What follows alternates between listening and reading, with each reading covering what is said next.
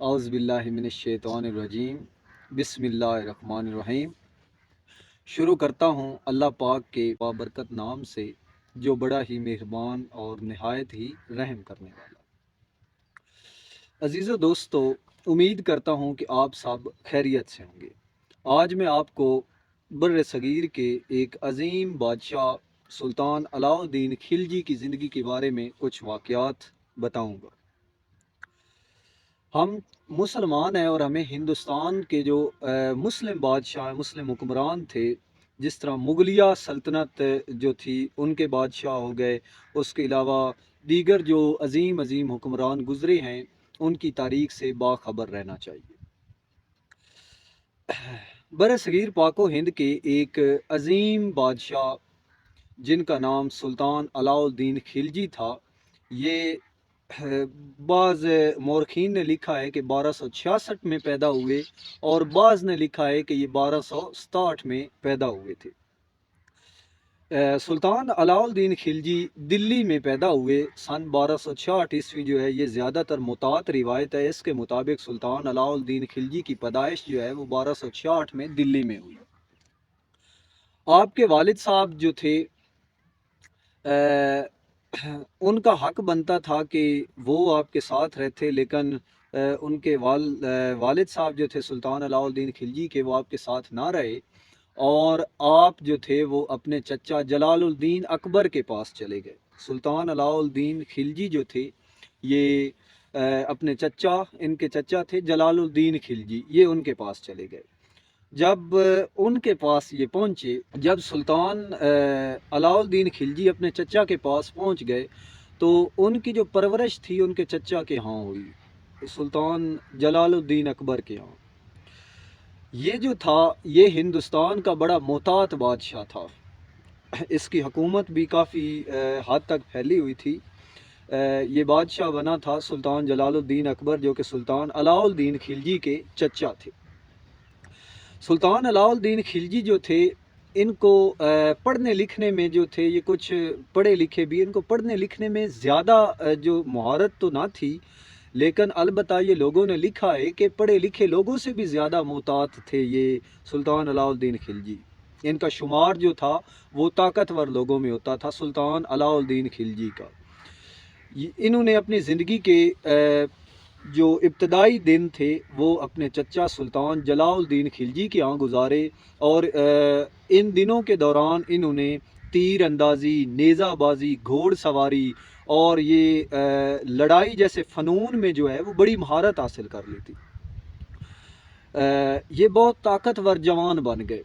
इन्होंने तीर अंदाज़ी में बड़ी प्रैक्टिस की, नेज़ाबाजी में की, उसके बाद जो निशानाबाजी था उसमें भी बड़ी महारत थी। बड़े जंगजू नौजवान आदमी थे सुल्तान अलाउद्दीन खिलजी।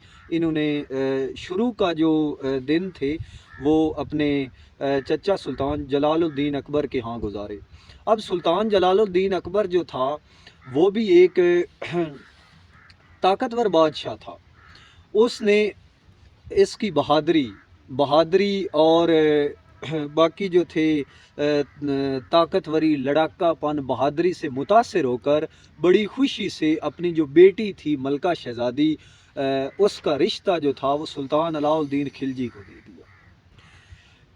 ये शादी हुई। ये शादी जो थी वो सुल्तान जलालुद्दीन की मर्ज़ी से हुई, लेकिन ज़्यादा खुशी वाली शादी साबित ना हो सकी, क्योंकि जब देखा जाए, जब सुल्तान जलालुद्दीन खिलजी बादशाह बना तो उसकी जो शहज़ादी थी, बेटी थी, जो उसने सुल्तान अपने भतीजे अलाउद्दीन खिलजी को दी थी निकाह में, वो ज़्यादा जो थी रोब और दबदबा डालती थी सुल्तान अलाउद्दीन खिलजी पर।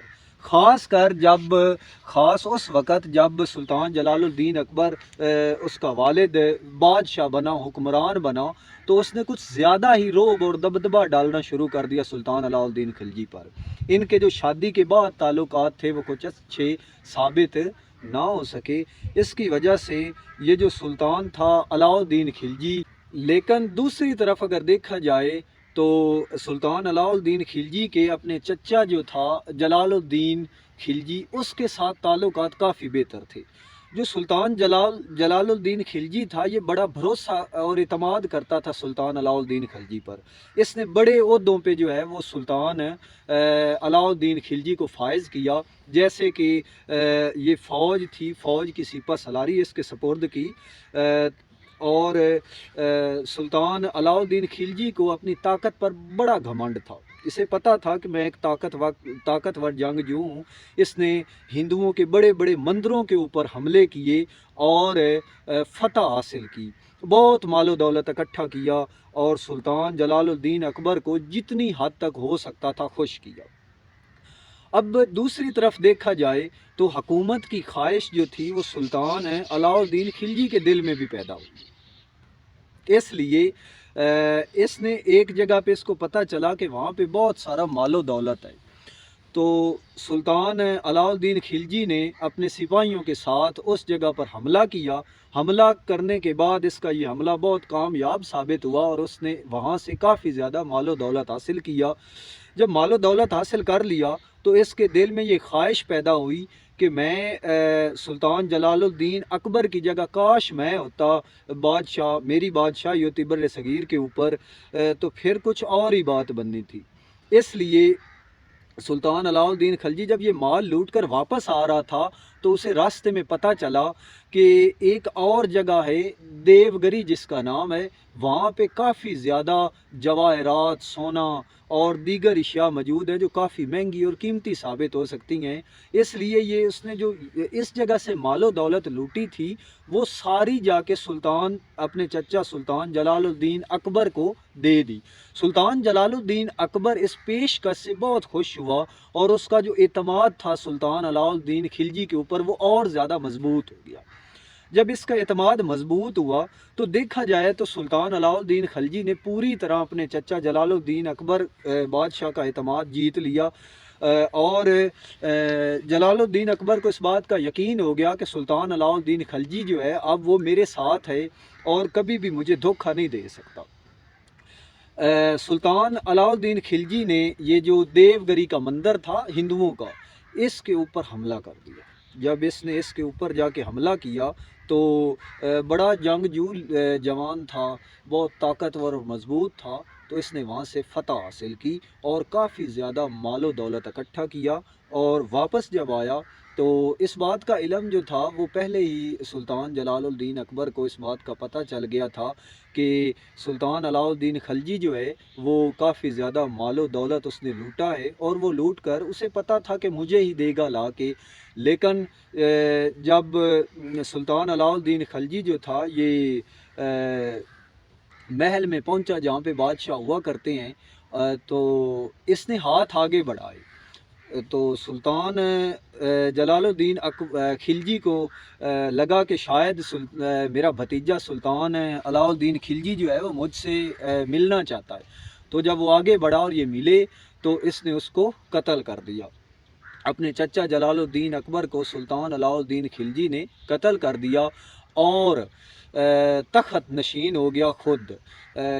मोतात रिवायत के मुताबिक जो है ये जो मौरखीन ने लिखा है वो 1296 में ये तख्त नशीन हुआ, दिल्ली के तख्त पर बैठा सुल्तान अलाउद्दीन खिलजी। तख्त नशीन होने के फ़ौरन बाद ही इसने अवाम की सपोर्ट जो है वो लेना शुरू कर दी, क्योंकि इसे यकीन था कि अगर अवाम की सपोर्ट मेरे साथ होगी तो मेरी हुकूमत जो थी वो ज़्यादा मुस्तहकम होगी, ज़्यादा मजबूत होगी। इसलिए इसने अवाम की सपोर्ट लेना शुरू कर दी।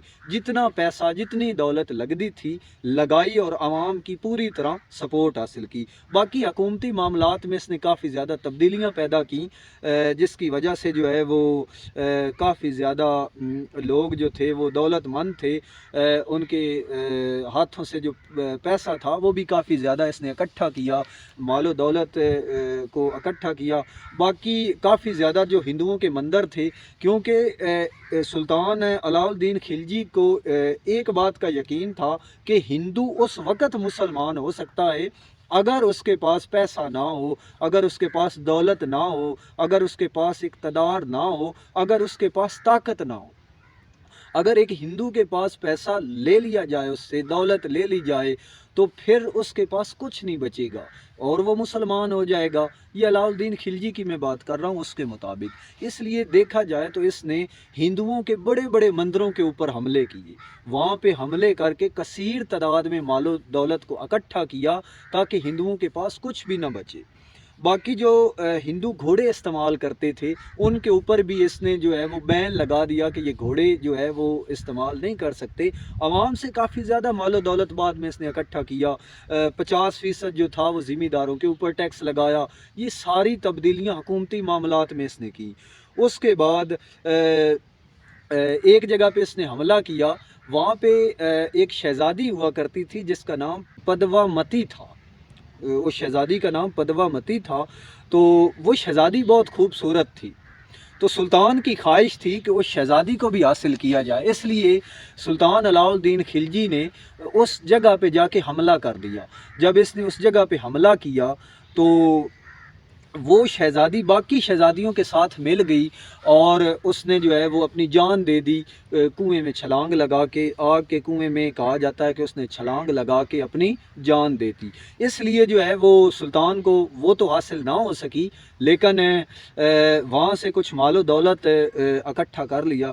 باقی حکومتی معاملات میں جو ہے وہ اس کا اقتدار اور اس کی حکومت کافی زیادہ مضبوط اور مستحکم رہی، اور اس نے اپنے پورے دور کے اندر جو ہے وہ پچھلے حکمرانوں کی طرح، کیونکہ یہ خلجی خاندان کا دوسرا حکمران تھا، پہلا حکمران جو تھا اس کا چچا سلطان جلال الدین اکبر تھا، دوسرا حکمران یہ تھا۔ اس کے بعد کہا جاتا ہے کہ اس نے ایک ہندو شخص، وہ ہندو تھا، اس کا نام جو ملک کافور جس کو کہا جاتا ہے یا بتایا جاتا ہے، ملک کافور کو اس سے بڑا پیار اور محبت تھا سلطان علاؤ الدین خلجی کو۔ اس کے بعد یہ ملک کافور کو جو ہے وہ جنگ بازی میں جو ہے وہ سپہ سالاری کا عہدہ اس نے دیا سلطان علاؤ الدین خلجی کو۔ ان کے بڑے دوستانہ تعلقات رہے اور جنگ کی سپہ سالاری کا جو منصب تھا وہ سلطان علاؤ الدین خلجی نے ملک کافور کو عطا کیا، اور ملک کافور نے جو ہے وہ فوج کی سپہ سالاری کو سنبھالا، اور اس کے بعد اس نے بھی کافی زیادہ مندروں پر اور دیگر مشہور جگہوں پر حملے کیے اور کافی زیادہ جو ہے وہ مال و دولت اکٹھا کیا اور سلطان کی خدمت کرتا رہا۔ اب بات کرتے ہیں سلطان جو تھا علاؤ الدین خلجی، اس کی موت کیسے ہوئی۔ بعض جگہ پہ کچھ مورخین نے لکھا ہے کہ سلطان علاؤ الدین خلجی کو جو ہے وہ مارا گیا تھا، لیکن یہ جو ہے وہ اتنی زیادہ بہتر بات نہیں ہے، بلکہ زیادہ جو بہتر لوگوں نے لکھا ہے وہ یہی ہے کہ سلطان علاؤ الدین خلجی جو تھا اس کو کوئی بیماری لگی اور اس بیماری کی وجہ سے اس کا انتقال ہو گیا۔ اس نے دلی کے اوپر 35 سال تک حکومت کی اور 35 سال میں اپنی جوہر اور جو تھا وہ طاقتوری، شجاعت اور بہادری کے جوہر دکھائے، اور اس طرح جو تھا وہ خلجی خاندان کو